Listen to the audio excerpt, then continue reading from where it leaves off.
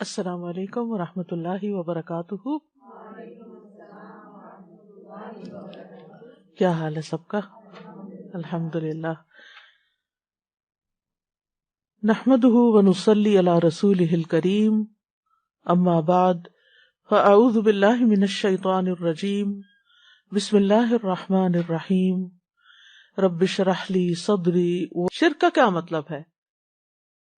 اللہ کے ساتھ ایک یا ایک سے زیادہ کوئی ہمسر، برابر کا، ند یا شریک بنانا، جیسے عبادات میں، قربانی میں، مدد طلب کرنے میں، شفاعت میں، یا دعا کی قبولیت میں،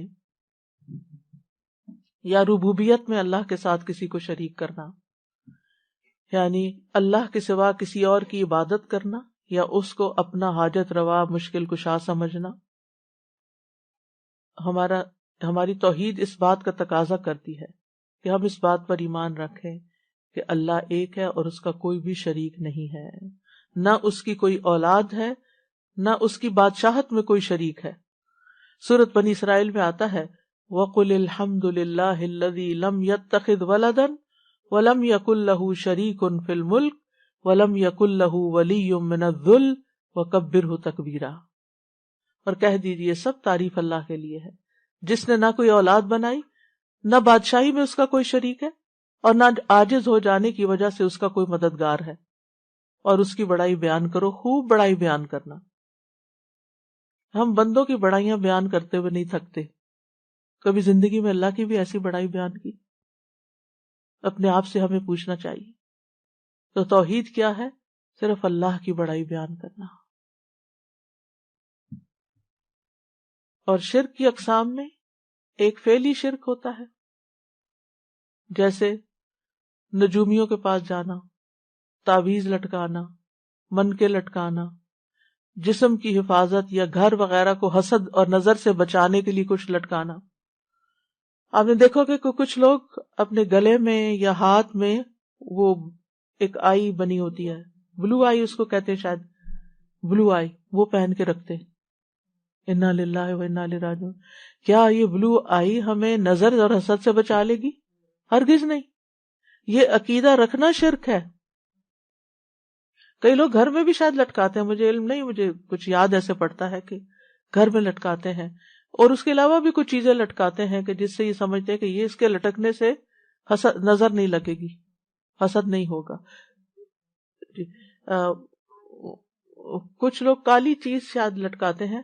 یہاں تو میں نے نہیں دیکھا، لیکن پاکستان میں گاڑیوں کے پیچھے اگر آپ نے، کسی نے میری توجہ دلائی کہ آپ نے یہ گاڑی کے پیچھے لٹکتے دیکھا. میں نے کہا لوگوں نے ڈیکوریشن وغیرہ کوئی کی ہوئی ہے اپنی، جیسے عورتیں پیچھے پراندہ لٹکاتی ہیں، تو ہو سکتا ہے کہ یہ بھی کوئی فیشن ہو، رواج ہو.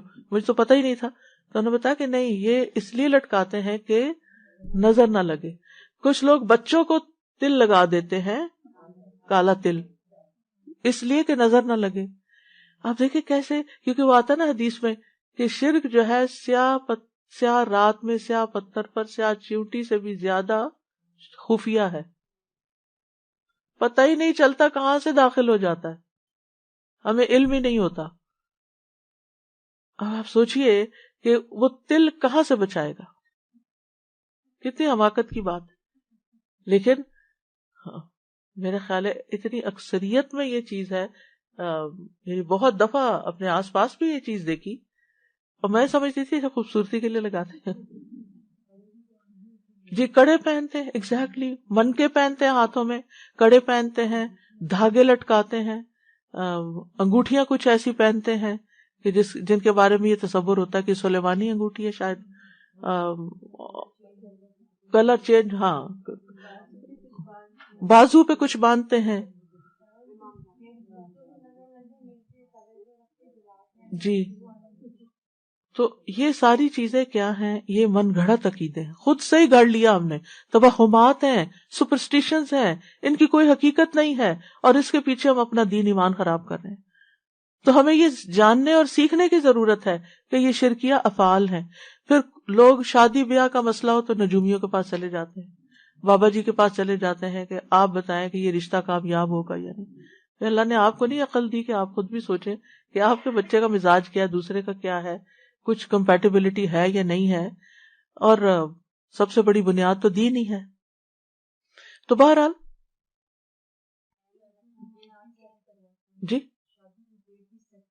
جی شادی کی ڈیٹ ان سے سیٹ کرواتے ہیں. یہ نہیں دیکھتے کہ بھئی اپنے رشتہ داروں کو یا خود اپنے کو یا کسی کو کیا سوٹ کرتا ہے کیا نہیں، ان لوگوں سے سیٹ کراتے ہیں. پھر اسی طرح کچھ لوگ اپنی حاجتیں اور مقصد پورا کرنے کے لیے قبروں پہ جاتے ہیں، قبروں پہ ہاتھ پھیرتے ہیں، ان کا طواف کرتے ہیں، کچھ ان کو چومتے ہیں جا کے وہ در و دیوار کو، کچھ وہاں جا کے سجدہ بھی کر دیتے ہیں. یہ بھی شرک ہے. جی ہاں.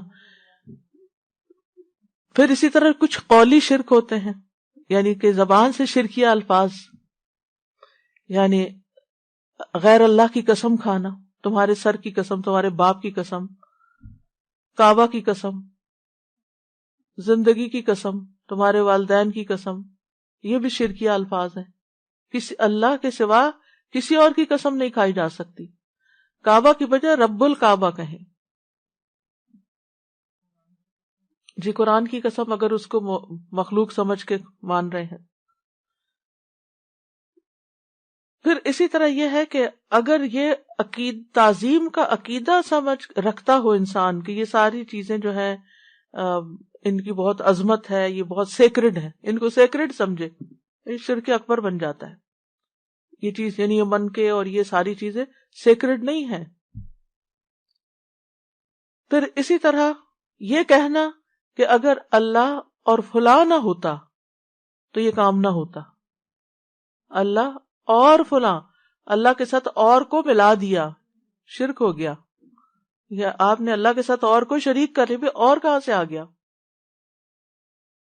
آپ یوں کہہ سکتے ہیں کہ سارا فضل اللہ کا ہے، اللہ نے وسیلہ بنایا، اللہ نے آپ کو وسیلہ بنا دیا.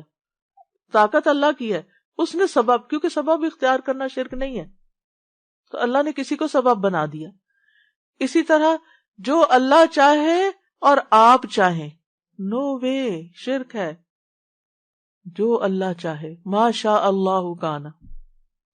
یہ تھوڑی کہتے ہیں ما شاء اللہ و ما شئت وہ ہو جائے گا، نہیں، جو اللہ چاہے گا بس وہ ہوگا. تو اس طرح اللہ سبحانہ و تعالیٰ اور غیر اللہ کے درمیان برابری کرنا جائز نہیں. پھر اسی طرح ریاکاری، دکھاوے کے کام کرنا، لوگوں کو خوش کرنے کے لیے لمبے لمبے سجدے کرنا، لوگوں کو خوش کرنے کے لیے حج عمرے کرنا کہ ان کے سامنے میں بہت پاک یعنی نیک پاک کہلواؤں. پھر اسی طرح نحوست پکڑنا، کسی انسان کو منحوس سمجھنا، پرندوں سے نحوست پکڑنا، بلی سے نحوست پکڑنا. الطیرۃ شرک، کوئی چیز منحوس نہیں ہے. نحوست انسان کے اپنے گلے میں لٹکی ہوئی اپنے گناہوں کی نحوست ہوتی.